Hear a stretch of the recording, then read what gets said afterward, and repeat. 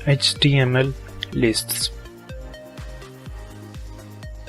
HTML जो है हमें वो 3 वेज के अंदर लिस्ट्स को रिप्रेजेंट करने की ऑप्शन जो है वो प्रोवाइड करता है। नेमली हमारे पास जो है ये स्टार्ट में होती है अनऑर्डर्ड लिस्ट, फिर हमारे पास होती है ऑर्डर्ड लिस्ट, और एक हमारे पास लास्ट वाली होती है जी डेफिनेशन लिस्ट। सो एक एक करके जो है इन सभी को चेक कर लेते हैं अपने पास। If you are new here, make sure you leave a like, subscribe to the channel, hit the bell icon. This is free of cost and helps the channel to grow. सो मैं यहाँ पे आ जाता हूँ और जल्दी से है मैं अपने पास एक फ़ोल्डर क्रिएट कर लेता हूँ। ठीक है जी, HTML लिस्ट्स के नाम से HTML लिस्ट्स, और इसके अंदर चले जाते हैं फोल्डर के अंदर, और यहाँ पे हम कर लेते हैं ओपन विद कोड। तो हमारे पास यहाँ पे विजुअल स्टूडियो कोड भी ओपन हो रहा है। विजुअल स्टूडियो कोड ओपन हो जाने के बाद आपने यहाँ पे फाइल पे क्लिक करना है, न्यू फाइल पे, और यहाँ पे हम इसका नाम देंगे, फर्स्ट फाइल का नाम index.html। ठीक है जी, और यहाँ पे हम एंटर प्रेस करते हैं तो हमारे पास हमारी HTML की फ़ाइल जो है वो क्रिएट हो जाएगी। अब हमने क्या करना है, सिंपली लास्ट वीडियो को अगर आपने नहीं देखी तो प्रीवियस जो वीडियो को लास्ट में देख लें। हमने देखा था उसके अंदर कि हमारे पास HTML में बॉयलर प्लेट जो है वो बनाने के लिए जो हम HTML:5 लिखते हैं। तो मैं एंटर प्रेस करता हूँ तो मेरे पास ये सारा स्निपेट में जो कोड मौजूद था वो आ गया। अब यहाँ पे जो है हम इसका टाइटल चेंज कर देते हैं। यहाँ पे हम कर देते हैं जी HTML लिस्ट्स, और यहाँ पे बॉडी के अंदर आके हम अपनी लिस्ट बनानी शुरू करते हैं। साथ हम क्या करते हैं, हमेशा की तरह अपने पास ये फाइल को देखते हैं फोल्डर में। सो यहाँ पे हमारे पास फोल्डर में जो फाइल वो आ चुकी है। सो यहाँ से मैं जो है इसे ड्रैग एंड ड्रॉप करते हुए अपने पास ओपन कर लेता हूँ यहाँ पे, और मेरे पास ये मेरी फाइल भी ओपन हो गई है। ठीक है जी, ये मेरे पास HTML की फ़ाइल ओपन होगी। जो टाइटल लिखा वो टाइटल यहाँ पे आ रहा है। HTML का पेज हमारा बाकी ब्लैंक है तो हमारे पास ब्लैंक ही शो हो रहा है। इसके बाद अब हमने बॉडी के अंदर आके लिस्ट बनानी है। सो हमने देखा कि हमारे पास जो वो 3 तरह की लिस्ट जो हैं वो मौजूद हैं HTML में। सो सबसे पहले हमारे पास जो लिस्ट है वो UL की है, UL की, जिसे हम अनऑर्डर्ड लिस्ट के तौर के ऊपर भी जानते हैं, स्टैंड फॉर अनऑर्डर्ड लिस्ट। सो नाम से ही हमें पता चल रहा है कि एक ऐसी लिस्ट होगी जिसके अंदर कोई ऑर्डर, कोई सीक्वेंस जो है वो मैटर नहीं करेगा। रैंडमली आप कुछ भी ऊपर नीचे जो है वो इसमें ऐड कर सकते हो। इसमें कोई भी ऑर्डर जो है वो मैटर नहीं करेगा। नाम से ही जो है ना वो आपको इजीली अंदाज़ा हो रहा होगा। इससे मैं थोड़ा सा जूम कर लेता हूँ अपने पास स्क्रीन को ताकि आपको थोड़ा क्लियर नज़र आ सके। ठीक है जी, उसके बाद हम यहाँ पे इसके अंदर आते हैं तो हम इसके अंदर लिस्ट की आइटम जो है वो ऐड करनी होती है। हमने देख लिया कि हम अनऑर्डर्ड लिस्ट बना रहे हैं। 3 टाइप्स हैं, अभी हम फर्स्ट के ऊपर बात कर रहे हैं। सो हमने देख लिया कि अभी हम जो है अनऑर्डर्ड लिस्ट बना रहे हैं, तो अनऑर्डर्ड लिस्ट के लिए सबसे पहला टैग जो हमें रिक्वायर्ड है वो है UL का। सो वो हमने लगा दिया। अब इसके अंदर हमें जब भी हर लिस्ट के अंदर आइटम्स होती हैं ना, स्टैक होता है हमारे पास एक कंप्लीट। सो यहाँ पे अब हमने आइटम बनानी है, तो आइटम के लिए हमारे पास यहाँ पे मौजूद है टैग LI का, जो कि स्टैंड करता है लिस्ट आइटम। सो हम यहाँ पे जो है लिस्ट आइटम का टैग वो ऐड कर लेते हैं। अब इसके अंदर हमारा जो भी कंटेंट है वो हम यहाँ पे ऐड करेंगे। हम कंटेंट में यहाँ पे अपना कोई टेक्सचुअल डाटा ऐड कर सकते हैं, कोई पिक्चर ऐड कर सकते हैं, कोई लिंक वगैरह जो है हम वो ऐड कर सकते हैं। इवन कि कुछ भी किसी भी तरह का आपका जो डाटा है आप वो इसमें ऐड कर सकते हैं। सो हम यहाँ पे फॉर एग्जाम्पल अभी के लिए जो है मैं क्या करता हूँ, यहाँ पे सिंपल ना नेम लिख लेता हूँ। मैं यहाँ पे लिख लेता हूँ अली। देन नीचे आते हैं और यहाँ पे एक और LI बनाते हैं, लिस्ट आइटम एक और ऐड करते हैं। मैं यहाँ पे लिख लेता हूँ सैफ। देन इसी तरह से नीचे आते हैं और एक और LI बना लेते हैं। इसके अंदर जो है हम लिख लेते हैं नाम एक और ये हमारे पास 3 नेम्स की एक लिस्ट बन गई है। सेव करके ब्राउज़र पे जाते हैं और इसकी आउटपुट देखते हैं। पेज को रिफ्रेश करते हैं तो मेरे पास कुछ इस तरह से आउटपुट आ रही है। मैंने जो टेक्स्ट लिखा था वो टेक्स्ट आ रहा है। ठीक है, और ये सारे जो हैं ये एक 1 बाय 1 स्टेप बाय स्टेप जो है ना एक स्टैक की फॉर्म में आ रहे हैं, और इनके स्टार्ट में एक ये छोटा सा इंडिकेटर, छोटा सा आइकन बना हुआ है जो कि प्रेजेंट कर रहा है कि ये किसी लिस्ट का पार्ट है। सो हमने बात की कि हमारे पास जो है इसके अंदर ऑर्डर जो है वो मैटर नहीं करता। सो यहाँ पे अगर हमने ये इस तरह से लिखा हुआ है, ठीक है, ए के बाद जो है क्योंकि H आता है फर्स्ट लेटर, देन S आता है। अगर हम इसे ऑर्डर में लेके जाएं तो यहाँ पे ऐसा कुछ भी नहीं है कि आप जो है वो क्योंकि हम ऑर्डर बना रहे हैं ना, तो इसमें ऑर्डर जो है वो मैटर नहीं करता। सो मैं यहाँ पे अगर ऐड करूँ A B C, सो ये एक ऑर्डर बन जाता है ना, एक ऑर्डर लिस्ट बन जाती है। लेकिन हमारे पास जो, क्योंकि हम ऑर्डर बना रहे हैं तो हमारे पास ये मैटर नहीं करता कि A पहले आएगा या C पहले आएगा। ठीक है, ये यहाँ पे मैटर नहीं करता क्योंकि हर एक के साथ स्टार्ट में ये सेम साइन ही आने वाला है, ये साइन चेंज नहीं होगा। उसके बाद अब देख लेते हैं हमारे पास डिफरेंट इसके अंदर जो है ना साइंस मौजूद हैं। यहाँ पे अभी हमारे पास ये एक सर्कल बना रहा है, सर्कल के अलावा हमारे पास और भी पॉइंट्स हैं, इसके अंदर जो है ना साइंस हैं जो कि हम यूज़ कर सकते हैं। उनको डिफरेंट साइंस को यूज़ करने के लिए हमारे पास यहाँ पे एक एट्रीब्यूट होता है जो कि हम यूज़ करते हैं यूएल के अंदर। यहाँ पे एट्रीब्यूट है इसका एक टाइप के नेम से, टाइप लिखते हैं, इक्वल साइन लगाएंगे और डबल कोटेशन के अंदर आके हम यहाँ पे जो है इसका वो एट्रीब्यूट का नाम लिखेंगे। हमारे पास यहाँ पे जो है एट्रीब्यूट का एक नाम है सर्कल जो कि अभी हमारे पास मौजूद है। उसके अलावा फिर हमारे पास एक स्केयर नाम से भी होता है। ध्यान से अगर देखें तो ये एक बॉक्स की फॉर्म है, स्केयर की फॉर्म में जो ना वो अभी आ रही है। पहले जो थी वो सर्कल थी, बाय डिफ़ॉल्ट जो है वो यहाँ पे डिस्क जो है वो सिलेक्ट होती है। तो मैं यहाँ पे डिस्क ऐड करता हूँ तो मेरे पास ये वापस जो है वो डिस्क आ जाएगी जो सर्कल पहले आ रहा था, ठीक है।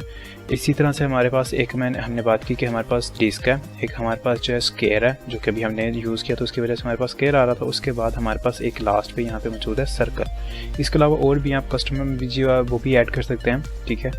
ऐसा नहीं है कि आप इसमें अगर अपनी मर्ज़ी से कोई ऐड करना चाहें तो वो नहीं ऐड कर सकते, आप इसकी जगह पे अपनी मर्ज़ी से अगर कोई ऐड करना चाहें वो भी कर सकते हैं, लेकिन वो वाला काम जो आप CSS के थ्रू कर सकेंगे। सो हम जब CSS के पर बात करेंगे तो हम CSS में देखेंगे कि हम किस तरह से इसे चेंज कर सकते हैं। तो रिफ्रेश करता हूँ तो मेरे पास यहाँ पे अब सर्कल आ रहा है जो कि अनफिल्ड है। पहले जो था मेरे पास वो डिस्क आ रही थी जो कि अंदर से फिल्ड थी, अब सर्कल आ रहा है जो कि अंदर से अनफिल्ड है, मतलब कि ये अंदर जो है ये एम्प्टी है, इसके अंदर जो है कोई भी कलर मौजूद नहीं है। तो ये थी हमारे पास जी अनऑर्डर्ड लिस्ट। इसके बाद हम आगे देख लेते हैं ऑर्डर लिस्ट के बारे में। मैं नीचे आ जाता हूँ, यहाँ पे हम एक कमेंट दे देते हैं ऑर्डर्ड लिस्ट और इसके ऊपर हम कमेंट दे देते हैं जी अनऑर्डर्ड लिस्ट।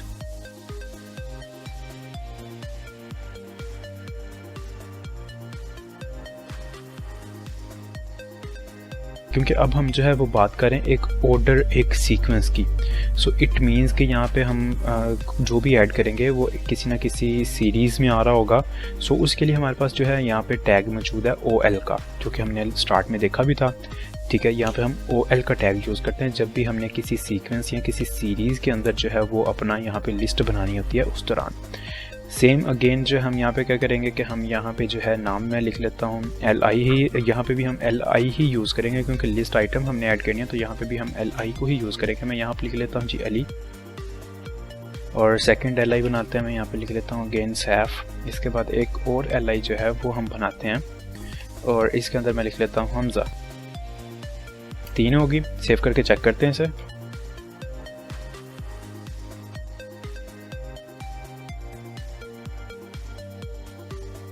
सो यहाँ पे अब क्योंकि हम ऑर्डर लिस्ट बना रहे हैं तो यहाँ पे हमारे पास ऑर्डर जो है वो मैटर करता है।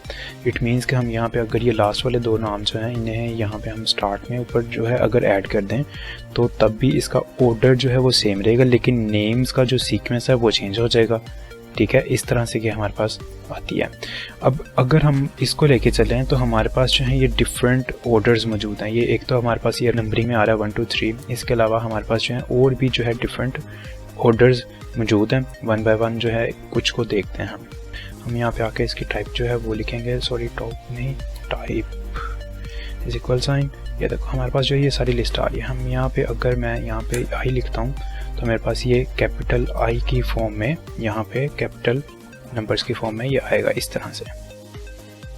इसके बाद अगर मैं यहाँ पे इसे स्मॉल आई कर देता हूँ, सेव करके रिफ्रेश करते हैं तो हमारे पास इस तरह से आ जाएगा। अगर इसी तरह से मैं यहाँ पे ए कर देता हूँ स्मॉल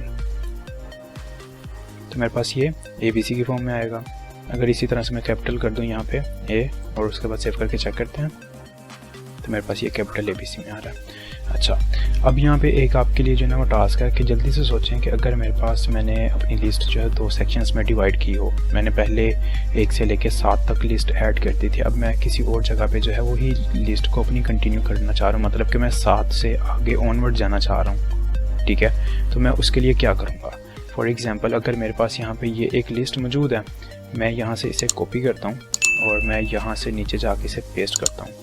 तो मैं यहाँ पे जो है इसे सेव करके आपको ब्राउज़र पे इसकी आउटपुट दिखाता हूँ कि ये मेरे पास अगेन ABC से स्टार्ट हो रही है।